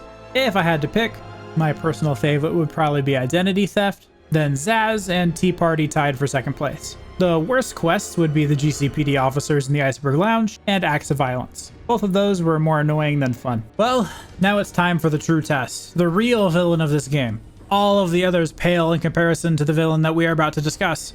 By far the most dangerous, the most devious, the most deadly, for he is... Questions, Dark Knight. It's not you who needs answers here, it's me. Here we go again. In Arkham Asylum, Riddler was around, but not someone who really interacted with us. We were able, through repeated communications, to locate him and eventually apprehend him, which apparently landed him here in Arkham City, where he again went to work placing puzzles, riddles, and trophies in a myriad of ways throughout the entirety of the city. In Asylum, we had but a fraction of the Riddler's power, with 240 collectibles. But here, oh no. Now we get his full strength, 440 total between two characters in Batman and Catwoman specific trophies. In addition to this increased quantity, I would argue there's also a vast increase in quality. Each tool and upgrade has at least one dedicated riddle. New mechanics such as the glowing green question marks require creativity in how you use your tools. And now and then there's also Riddler pads that require finesse while flying. They also feel relatively well paced. A lot of them you can see while doing the main story, even if you can't get to them at that exact moment. This lends to the Metroidvania style we saw in the last game. They also fill the game world, seeming to use all available space without cluttering too many in a small area. This makes the map feel like there are no useless swaths of nothingness. To compensate for the absurd amount of trophies and larger play space, City introduces one of the best mechanics for finding these trophies. Instead of a collectible map that you have to collect, Riddler has goons implanted into the various organizations of the prison. These are implied to have placed and helped set up the trophies, and so interrogating them allows us to see where some of those trophies are. But wait, there's more. While progressing through the main story, Riddler will call your attention to the church. Entering this, we see that doctors that we had previously saved are missing. The big evil himself taunts us and gives us an objective to find his riddles and rescue the hostages he has taken. There are 5 hostages in total. Well, technically more than 5, but we'll get to save some as their own individual missions and some collectively. The first riddle the man in green gives us is all the way back at the church. Solving this one will allow us to see the green glowing thugs out in the world. These are the Riddler informants that we talked about earlier. The next hostage is inside the courthouse that we beat up Harvey. Saving this one, he gives us something known as the Enigma Machine. This is something that the Riddler will periodically give us puzzles to solve with, and doing so will give us the location of a hostage. These puzzles are usually puns that we have to rotate the sticks around to find the answer for. The first hostage is available as soon as we get the Enigma Machine. As we approach, we get a monologue from Hologram Riddler, as we do at each location before being permitted access to the room. This room has a very electrified floor and a hostage tied up in the rafters near the ceiling. The gimmick here is that we have to throw batarangs at various question marks to make safe areas for us to traverse. As the first hostage room, it's also the easiest and only took a minute or so to reach the poor man up top. With this man safe, he tells us a series of numbers that Riddler gave him. These in turn correspond to a radio frequency that Riddler will use to gauge whether or not we have enough secrets to unlock the next hostage. If we do, we will get a puzzle for the Enigma decoder. If we don't, he will tell us to go find more of his little bonuses bonuses before that. Hostage 2 unlocks at 80 collectibles and is a demented guessing game. Riddler will move these things around with the hostage seemingly inside, and we must pick the right question mark to release the man before Riddler zaps him. Problem is, it's a trap. Riddler moves the man around under the stage, and the only way to save him is to use detective mode to track him through the wall. Riddler is less than pleased, but his compulsion to follow his own rules lets us escape with the hostage. He gives us another code, and off we go to find the next hostage, or to find more of the glowing green trophies. Hostage 3 unlocks at 160 collectibles. This one is much more involved than the previous two, requiring the use of multiple gadgets to make it through. These could include, but are not limited to, the line launcher, the remote electrical charge, remote batarangs. Without these, the puzzle is beyond us. This means that we cannot get this one right away, as it requires story and gadget progress. But I also don't know if you could get 160 collectibles without these tools anyway, so I think it makes sense. Using our tools to push through the layered puzzle awards us with another freed hostage and another code. The fourth hostage is a lot like the first one, with electrified floors, but with the addition of large moving death blenders. The solution, however, is still pretty similar. Use the PS Vita to make safe zones on the floor before moving from safe zone to safe zone, dodging the blades and ducking underneath the metal as we progress over the floor. Then we reach a second level where we need to zip across to the other, and then we need to use the explosive gel to unlock a room that requires the REC to unblock something so that we can use the remote batarang. Wow, using the whole tool belt here. Then we can zip around and save the poor man hanging out in the center of the danger room. Not without crashing through a window, of course, because Batman is one for theatrics. Same song and dance, we get our next code, and off we go. Hostage 5 unlocks after 320 collectibles, and is the longest room by far. First, we have to stretch Batman's parkour agility skill, and use the REC to lift some death barriers before running underneath. Next, we have to use the Batarang to do a shooting gallery where we have to hit the targets as fast as possible to open a door on the other side of the hall. Then we have to use the power of and then remote Batarang to unlock the nearby targets and the force field. From here, we need to zip through the death tunnel and use the PSV to unlock yet another force field. This lets us go up yet another floor where we have to use the power of magnets again to shoot blocks at high speed and to break down the wall. Then it's zipping around again, but this time we need to chain them together to avoid the no-no floor. Then we can save our friend the security guard in the middle. We ask her for the code, which she can't give us because the Riddler never gave her one. We tell her to go back to the church and call up Oracle. Now, the story reason we talk to Oracle is for Batman to ask her to find out about the buildings Riddler has been using to find some sort of correlation, but the mechanics reason is we have to wait until we have all the collectibles before we get the next step. Once we finally find them all, this prompts Barbara to let us know that we have the location of the hideout. The hideout itself is something out of a Saw movie. The hostages are forced to walk around a track with explosives strapped to them. Failure to keep walking, or if Batman steps in front of them, well, not good things would happen. What we need to do is follow around the track until we get underneath our man Eddie and drag him down to our level. We can then untie the hostages and give him a taste of his own medicine, tying him to his own contraption. We then give Cash the detonator, which doesn't work, but Riddler doesn't need to know that necessarily. With that, the true villain of Arkham City is defeated, and we are free from the reign of any green collectibles. Wow, Riddler has a lot in this game. Easily as long, if not longer, than the story to collect everything, plus he has actual missions that are really well done. Plus riddles to find the locations of those missions, plus Catwoman has her own sets of collectibles. There's a lot here. And here's the thing, I wasn't annoyed by any of it. Goons to give us the exact locations instead of maps that only give us vague ideas, mixed with the fact that everything seems to flow well together, makes this far more seamless than it was in the last game. In Arkham Asylum, Riddler felt more like an afterthought, where Riddler trophies and things just kind of got thrown out in the world at random. Here, I can stand on a rooftop and see at least 5 or 6 nearby puzzles, and we're not too far away from a goon at any given time. I genuinely liked these collectibles. I know that will cause the pitchforks to come out for some of us, but bear with me. It's easy in this game to see if you do or do not have the required collectibles or tools for a puzzle. Many of them are right out there in the open. I also found myself being able to get a ton of them just adjacent to things I was already doing. I thought they were really well done in this game. You get to utilize your entire tool belt, and having the hostage missions gives us goals for wanting to collect all of the things, beyond simply the 100% completion. Are there a ton of things to do? Well, yeah. But they are more fun than simply running around a map collecting coins, or dare I say, flags for those of you who have ever played the first Assassin's Creed. I really liked the Riddler implementation in this game. That's the Green Man down, and with that there's nothing left of this game, and that's definitely it. Right? Wrong. Buckle up because we gotta do it all over again. New to the series with Arkham City is the addition of a New Game Plus mode. This unlocks after you beat the main story and gives you an enhanced difficulty. This difficulty is like hard in Arkham Asylum. Counter icons are removed from all enemies, bosses get additional health, making their fights longer and more challenging, and guns basically one-shot you. All enemies are overall stronger, and it genuinely feels like quite a challenge compared to the normal game. In addition to replaying the story, all side quests need to be redone for full completion, but your Batman level and Riddler collectible progress carries with you. So, if you finish the collectibles in the normal game, you don't have to touch a single one in New Game Plus. Thank God, because if I had to collect all 440 again, I might have invoked the no finish clause on this backlog challenge. In addition, DLC and unlocked bat suits can also be used during New Game Plus. So if you see me running around as Batman Beyond, or as the Blue Batman, you know why. Now I'm not going to go over the whole game again, because we've already done that, and most things stay the same. Some notable sections in New Game Plus are the freeze boss fight requiring even more unique takedowns to knock him down, and stealth sections of the game, which now see even more enemies with thermal and full body armor. While the combat still feels pretty simple, stealth in New Game Plus is a very different animal. I generally haven't done a whole lot of New Game Pluses outside of Sekiro and Elden Ring, but here it felt really liberating to go through and do things one more time with the whole game in my head and all of my powers unlocked at the get-go. Especially having the gadgets and upgrades made it feel like Batman really showed up to conquer the prison. That being said, other than the achievement hunting, there isn't really anything new about New Game Plus. The developers talked about adding things in, like gimmicks or something funny like adding shark repellent while punching the shark in the Iceberg Lounge. However, they did not because they felt like it would ruin the tone of the game. Not that it mattered anyway, I had the line launcher so I never saw the shark in New Game Plus. Recompleting the main story gets us an achievement, and then fully completing the game a second time rewards us with Perfect Night 2.0, finishing our foray into New Game Plus land.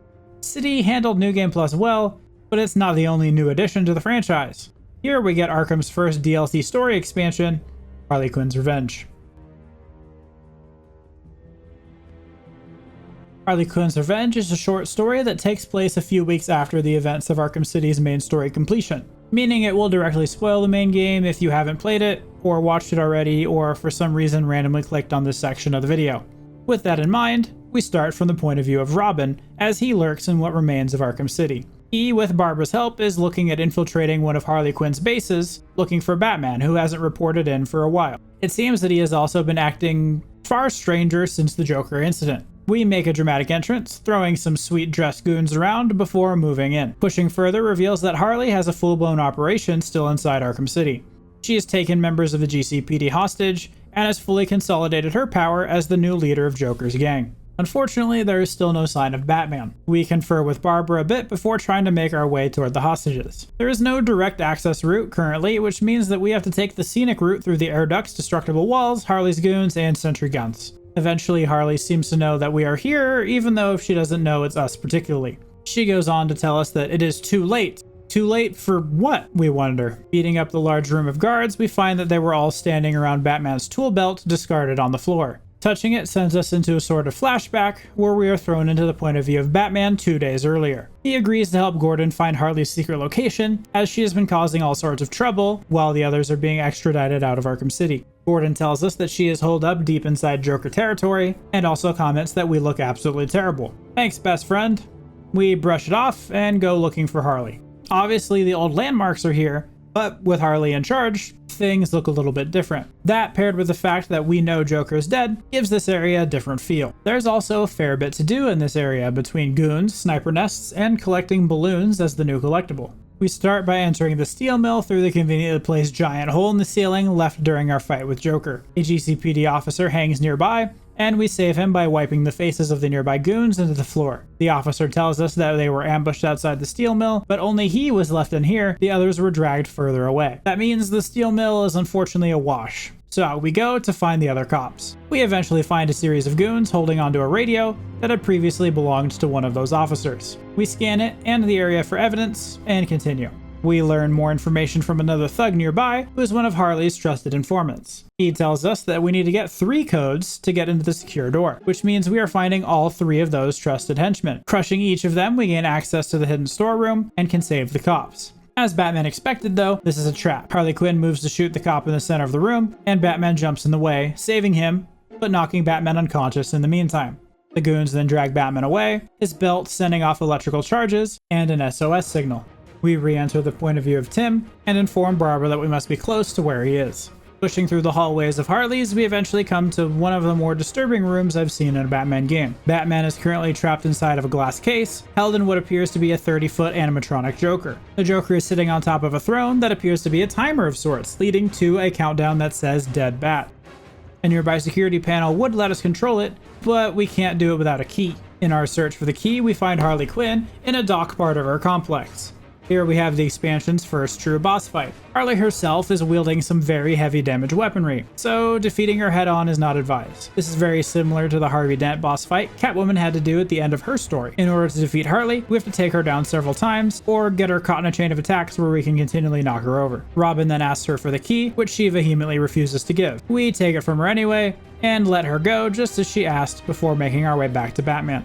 Once we return to the giant Joker shrine, we see that it is now occupied by tons of goons, including one Quinn-dressed Titan henchman. This is a tough fight with a lot of unique enemies and weapons. Emerging victorious lets us use the key to have the giant Big J slam the sphere into the ground. Batman then punches his way out before delivering one of his typical brooding one-liners. What kept you? Ever heard of thank you? Quinn then gets on the comm before revealing that she has now placed several explosives littered throughout the complex. Batman is tasked with defusing them, while Robin is going after the GCPD officers. The explosives require us to hack them and then punch them through the front plate. We have 5 minutes to get each of them. Failing to defuse them gives us a lovely cutscene of Gordon seeing the complex explode. Once Batman has punched all of the bombs, we can return to the shrine room where Quinn sits atop the monument with some robots that look as if they were stolen from Wonder City security. We must defeat them while Harley takes potshot at us from up high. With the small enemies dead, we can grapple up and take the detonator from Harley. She tells us that it won't do any good, and we see the countdown behind her tick dangerously low. It then cuts to the same cutscene as before, except this time instead of the building exploding with us inside, Batman throws himself and Harley through the nearby window, saving them both. She complains, wanting to have killed us and herself so she could triumphantly return to her dear Joker. Robin, however, is nowhere to be found, meaning he was likely stuck inside during the blast. Harley taunts us, telling us that grief hurts, and then takes out a spike, trying to make a run at Batman, before one of Robin's shurikens gets in her way. Turns out Tim Drake is totally fine. Batman coldly says he's done here, and then leaves without another word. Gordon asks Tim if he's okay, and Tim says yes, but I get the feeling that that's a bold-faced lie. It's a short story, probably about an hour and a half to 2 hours with collectibles, but I think it's another great way to show what is happening after the Joker dies. As someone who hasn't read every Batman comic out there, it's something I haven't really explored, and the opportunity to do so here was fun. This expansion has a small amount of collectibles. Harley Quinn balloons that need to be popped with either a shuriken if we were playing as Robin, or a Batarang as the Batman. There are 30 of them in total scattered throughout the map, and the only place where I think they're exceptionally hard to find is out in the open world as Batman. All the rest, as long as you are picking your way through the map slowly, will kind of show up naturally. And that's a wrap on Harley Quinn's Revenge. Short and sweet, a great add to the game. Well, we've been talking a long time about all things available in the story mode of the game, but there's an entire half of the game we haven't even talked about yet, and that's challenge maps and campaigns. Challenge maps make a return as a staple of the series, this time in the form of Riddler's Revenge. As we see with most of Arkham City, it takes the existing ideas from Asylum and expands upon them greatly. There are more maps with more unique enemy layouts, more challenges, and really fun aesthetics that we saw in the story. Like the last game, there is split between stealth encounters and combat encounters, with stealth emphasizing challenges within each map, and combat requiring high scores to earn medals. In order to beat a map, you need to achieve 3 medals. These range in difficulty from comically easy to oh my god, I want to rip my hair out. The difficulty in this game is also much increased from the previous, both in general terms and in terms of challenge length. Enemies are tougher, more varied, and more strategy is required for each combat map. Some maps in particular, I found myself needing to hold back and time hits to ensure I got all the points needed for a full 3 medal completion. This problem was only exacerbated when we compare single maps to campaigns. Campaigns are a string of 3 challenge maps together with additional challenges included. Within each campaign, you have 3 retries, which occur either when you die, retry the map, or restart. In order to complete all of the campaign, you must achieve 9 medals, 3 per map. all while using additional modifiers the game assigns you. Some of these modifiers can be things such as placing a time limit, or some are beneficial by letting you attack through shields, or even getting a free medal. Others, such as starting a Predator challenge with the vantage points mined, or counter icons being removed, definitely make things much tighter in options and things you can do. This lets you plan ahead of time, seeing the maps you have and figuring out what challenges you think you can do, and which ones you think you might need a little help in. I often found myself trying to get all of the horrendous modifiers out of the way during combat encounters, as it is very difficult to do some of the Predator challenges while fighting with mines everywhere and no detective vision. I like the challenge maps. They are a fun activity that you can do in a short amount of time, like an arcade mode from an old game. I even like campaigns, although they are a rehash of challenge maps, so some of them do start getting pretty repetitive. The problem I had with the system is the amount of things that you have to do over and over and over again. In order to get full completion, you have to do all challenge maps with all characters, and they are the same maps for each character, although the challenges for some stealth maps are a little different. Each of these repeat twice within each challenge map screen, and show up more than once in the campaign section. Time for some math. There are 6 unique combat maps, and 6 unique stealth maps, not including DLC, but we'll get to that later. At minimum, all maps will have to be completed 2 times during the challenge, 3 times during the campaign, on 4 different characters. Assuming you do everything first try, you will be at minimum seeing the same map 20 times. With DLC, there are an additional 4 combat maps: Joker's Challenge, the Infinite Iceberg Lounge Enemy Challenge, and the side-scrolling Freight Train and the Wayne Manor Foyer. DLC also has 3 stealth maps, which includes Black Mask, Wayne Manor, and the Batcave. Not all characters require all DLC maps for their respective challenges, but each one does add quite a bit to that counter. That is a lot of challenge maps. Rather than meticulously go through every single map and challenge combination, I choose Sanity. I will talk about some highlights and whatever the opposite of highlights are. As a general rule, I enjoy the stealth metal mechanics in this game.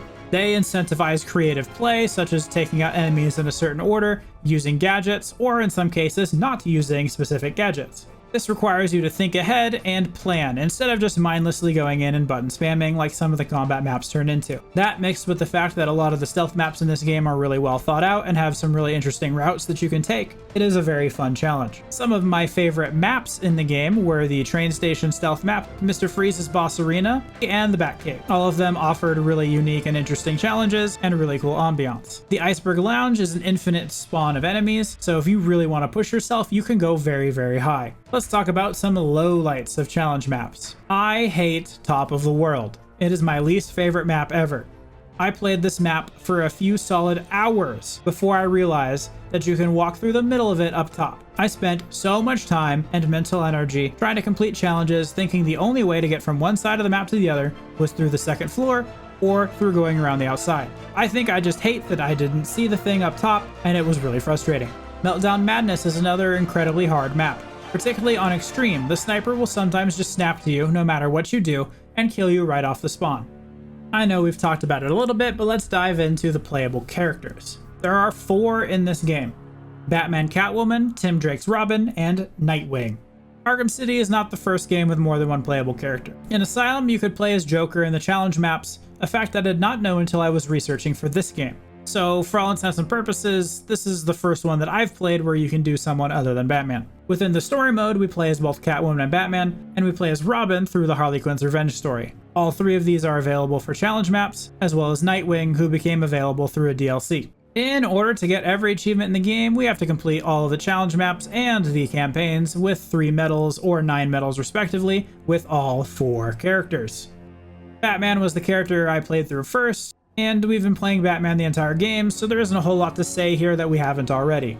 He's one of the slower characters, has the most gadgets at his disposal, and generally is a blast to play in both stealth and combat. I'll save us what is already turning out to be an excessively long run time, and just move on to Catwoman. Catwoman is much faster and smaller than the world's greatest detective. Her tiny frame also gives her a reduced health pool and very different animations. Her attacks are quick, snappy, less impactful than Batman, but it feels like she can jump clear across the arena to hit somebody if she wants. She has 3 gadgets: bolas, which she can throw a short distance like a batarang, caltrops, which place a trap on the ground designed to trip anyone who comes across them, and the whip, which is her combination Batclaw and grappling hook. She has a version of detective mode called Thief Vision that highlights the world in more pinkish colors when she puts on her goggles. In combat, she plays much the same as the others. She has special combos where she flings her whip around and can crowd control large groups of enemies. Her lack of gadgets does limit her options for quick combat decision making and her ability to do things in stealth. In stealth though, she does have quite a few unique advantages. She makes sneaking very easy as her small frame can pack into very small places, and she can whip onto ceilings that are meshed, climbing on them and allowing her to do takedowns both above and below her. This makes missions with those kind of ceilings incredibly easy, and those without them much more difficult. Her lack of gadgets also extremely limits the available challenge pool for her maps. She is a fun character, but I feel like she needed more. The gadgets are a little pitiful for a game that emphasizes using them in creative ways. Maybe lean into the cat burglar aspect and let her place tripwires, or be able to cut through glass with her claws, something like that. She is not supposed to be a combat-centric character, but with only 3 gadgets, I don't think we really lean into her strengths and stealth either. Aesthetically, she is one of the more unique characters. She has unique footfalls with the sound of her leather suit with each step, and she is fully voiced by the wonderful Grey DeLise. Overall, she's a fun character with a lot of potential, but not a whole lot going on for her in the game. I will say, however, her challenges were probably the second easiest. Her whip and the ability to climb on most ceilings really make stealth non-issue. The only one that I would say was easier than her was Batman, and that could just be because I've been playing as him for the last 30 hours. Next up is Tim Drake's Robin. Robin plays a lot like Batman with some slight variations. For starters, Tim sports a quarterstaff that extends from his baton, giving him a distinctly different fighting style aesthetic than the previous 2 fighters who only used fists. His staff comes into play with his normal attack animations and his stun ability. The staff also factors into his combo abilities, letting him spin the staff to knock down groups of enemies and have excellent control of the room. But the staff really lends a breath of fresh air to this character in a system that would otherwise feel much too samey. But the differences don't end there. Drake has a host of different gadgets that set him apart from the rest of the Bat family. His Bat Claw here is called the Zip Kick, where Big Dad Bat pulls enemies towards him with a sheer amount of strength. Robin pulls himself and the enemy together in a quick motion, letting him land a kick and knocking the enemy away. This is faster than the traditional Bat Claw, but does move Robin, sometimes getting you into trouble. He also has a batarang equivalent called the Shuriken. This has both quickfire and remote control varieties. They function basically the same as the batarangs do, but with a different frame. He also has the same explosive gel as the Dark Knight. In addition to the Zip Kick, he has 2 unique gadgets. The Bulletproof Shield lets Robin fold out metal from his staff and absorb damage from a handful of bullets before the ability needs to recharge. This also lets Robin bypass steam vents without the use of the Freeze Blast. The shield also has a bash ability that can be quick-fired or done while holding it. This dashes forward a few steps and slams the shield into an enemy, giving them a fair bit of knockback. His second unique gadget is called the Snap Flash. These are 3 mines that look like Smarty candies. You can place them on unsuspecting enemies, or use them as quickfire in combat. They function similar to the explosive gel, that you can place them and detonate them separately, but they do a small flashbang effect that can knock enemies to the ground. I found myself using these to knock over armored enemies, or planting traps on one person, knocking him out in a loud fashion, drawing more enemies near, and then detonating them to knock down even more foes. His gadgets are just similar enough to Bat Dad that they feel familiar, but he has enough different ones and interactions to make him feel like a unique character.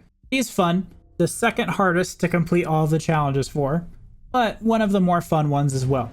Nightwing is another member of the Bat family that feels close to Batman, but also not quite. He has a Batarang equivalent called the Wingding that function again identical to the original.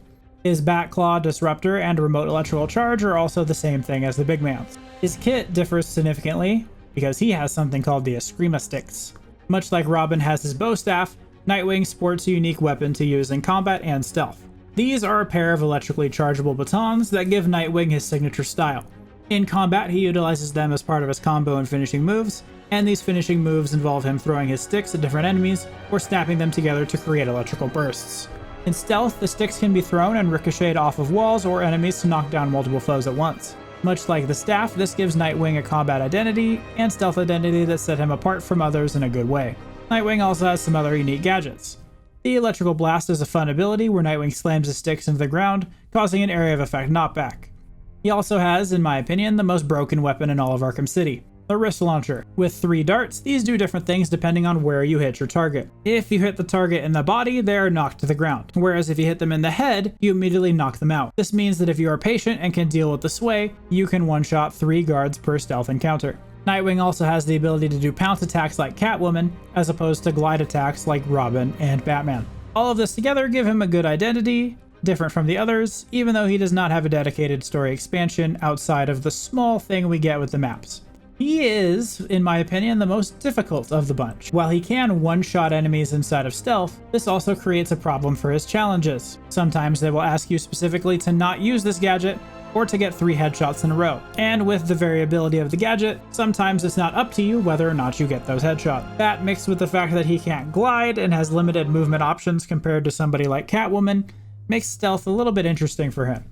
In combat, he feels much the same as the others, as there aren't a whole lot of differences, but I liked his moveset the least. Doing all of the campaigns and challenge maps together took longer than it did to do a 100% story playthrough with Riddler trophies, including Harley Quinn's Revenge and a New Game Plus game. And that's not an insignificant amount of time. There are a lot of people who will go through the game and probably never get all of these completion achievements, and that is okay. This is a fun game mode. Challenge maps are meant to be something you can hop in, play Batman for a little bit, and then hop out. They are not meant to do what I did, which was to sit there for 20 hours, playing through every single one of them, meticulously doing them over and over again on 4 different characters. That being said, I think there's a lot of good content here. The map design and combat area design in this game is top notch. Better, I think, than Arkham Asylum. And you really can do a lot of creative things in this game that make it really fun. Alright, with all of that done, it's time to just clean up a few more miscellaneous things before we are done with the game.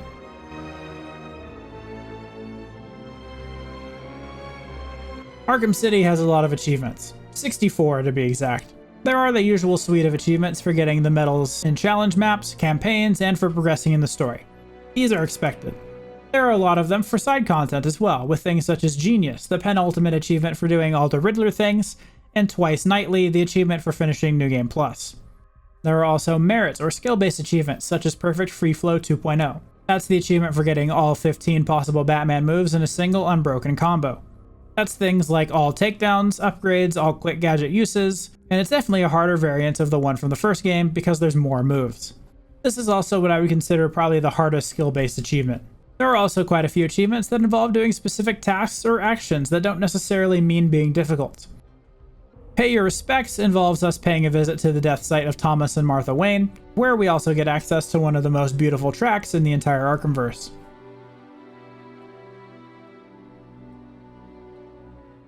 Battering Ram has us using Robin's shield to knock around 5 different thugs, which is a fantastically entertaining and easy achievement. There's only one achievement for this game that I really didn't like, and it's a problem I see in a lot of games that came out in this age of online gaming, and it is not the only time you will see an achievement like this causing problems in this series. Storyteller is an achievement where we need to visit Calendar Man on 12 murderous dates. The dates in question are located either in the wiki, which is where I found them, or on the shelf over here, which is where the wiki told me they were going to be. Here's the problem. The game can't read current dates. According to all the online solutions I found, the game stopped tracking sometime around 2020, which means if you want to get this achievement, you need to do some finagling. On PC, this meant going through and looking up the dates in the same year. I think I did all the dates in 2012. I then turned off my internet, entered the courthouse on each of those days by changing the date inside of my PC and listening to Calendar Man's disturbing stories. Then leaving, closing the game, changing the date again, re-entering, rinse and repeat. It's a fun achievement in idea, but because they stopped supporting it, it's gonna seem impossible for a lot of people, or unless you're like me, look it up and figure out that you can do something that you should not have to do in order to get the achievement. We'll talk more about stuff like this in later episodes, but just keep in mind that games stopping online support is something that we need to keep track of. The vast majority of achievements in this game are tied to doing game actions you would be doing anyway, so by trying to get 100% completion, I would actually say this game is on the easy side. Notice I said easy, not short. This game takes a long time to get 100%. According to Steam, I spent approximately 70 hours in this game. Now I know some of that is spent in-game paused, or in a menu while I stood up and got a snack, but I would say that everything still took me around 60 hours. I would say all of that completion content though is worth doing, but just keep that time in mind. And that's Arkham City. Let's wrap this up and see how it fares in our tier list.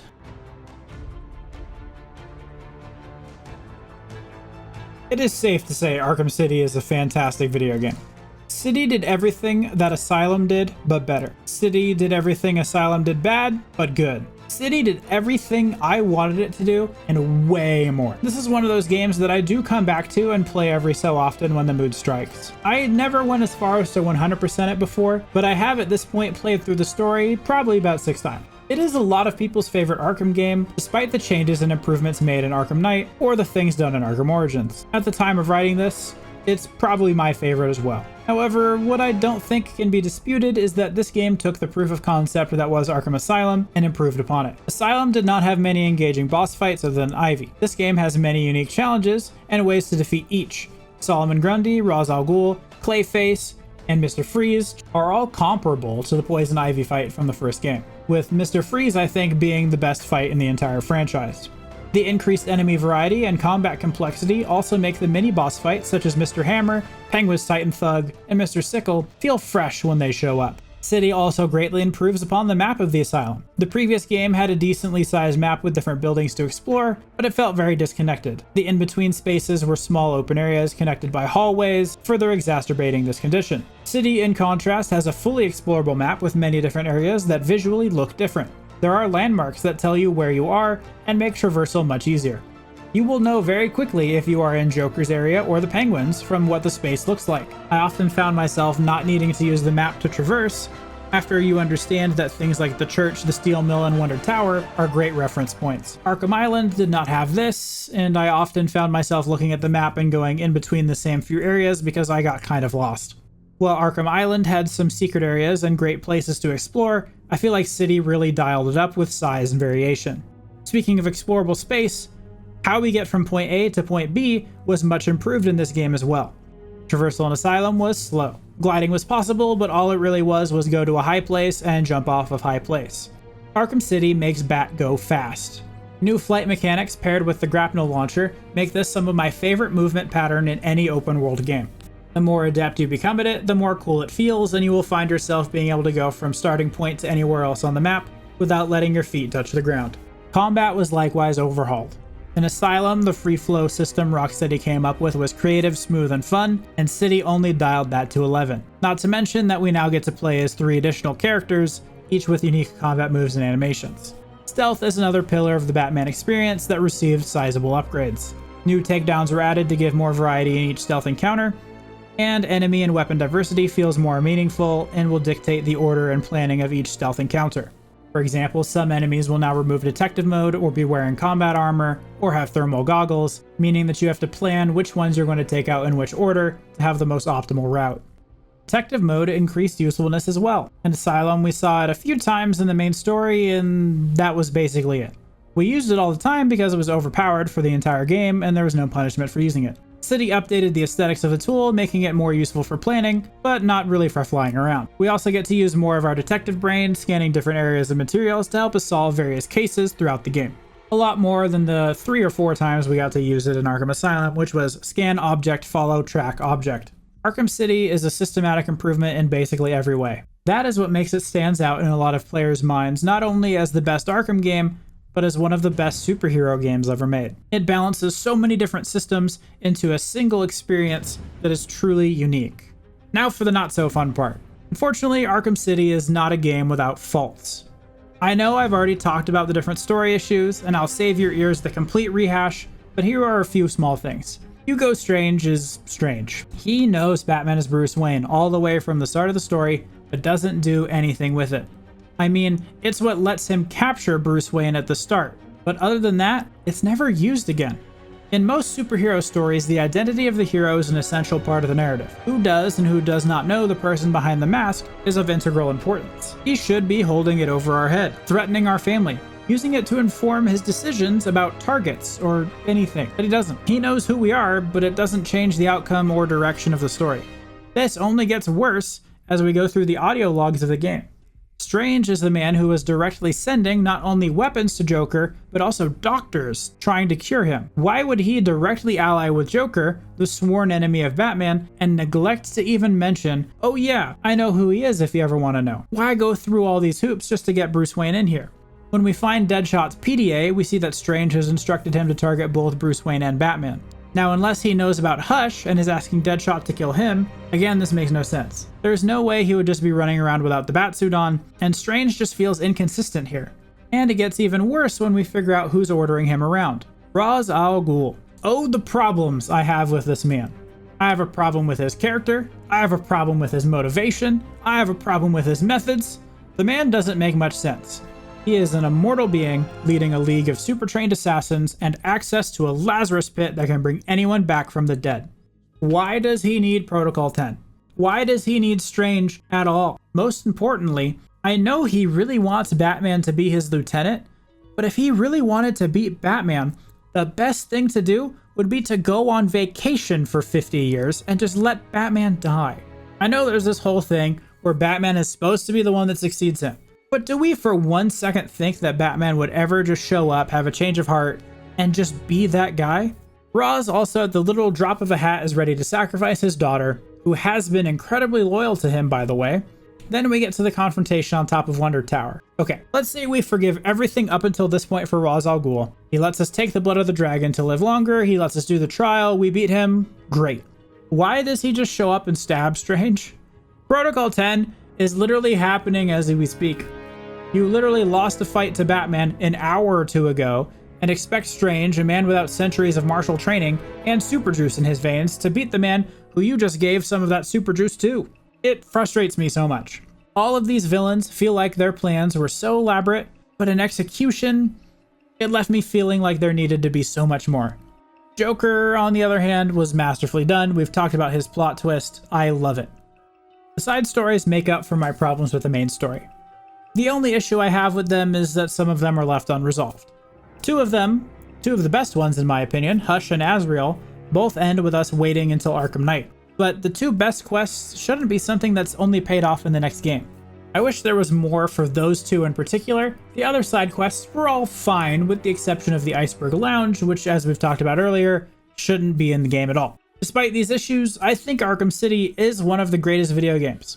It sits at a 91% on Metacritic, 9.5 on IGN, and 10 out of 10 on Steam. Every single one of my friends who played it cite it as one of the best, and probably their favorite.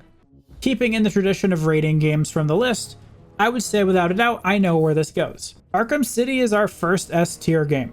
It was a treat to play, and a treat to 100%. It didn't feel like a chore, even with the slog that was the challenge maps and campaigns, and the long list of achievements. It striked a perfect balance, and made Batman feel like Batman. I loved my time in this game, and it's one I will probably come back to in a few years. Thanks for watching to the end of the video. Seeing the list come together after so long of wanting to do it is really something that brings me great joy. As expected, next week we will continue our trek through the Arkhamverse, but with the prequel game, Arkham Origins. Hope to see you there. Again, if you like the style of content, please leave some sort of interaction down below to help share it with even more people and appease the gods of YouTube. This has been Red Nolis. Thank you for joining me on the list, and I'll see you next time.